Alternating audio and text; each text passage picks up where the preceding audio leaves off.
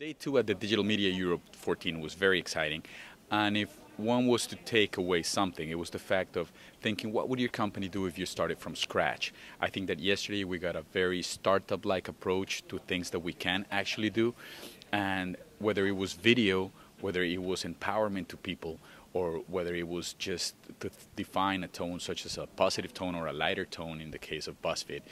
what they did invite us to do was to maintain always a statistic driven, but to empower our audience and their capacity to interact with us and to really open our minds and just sort of get like a combination of what it means to have a traditional brand, a traditional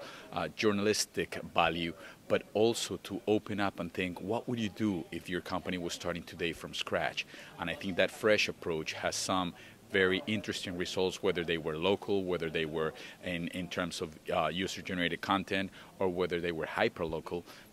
It was just something refreshing that any one of us could use.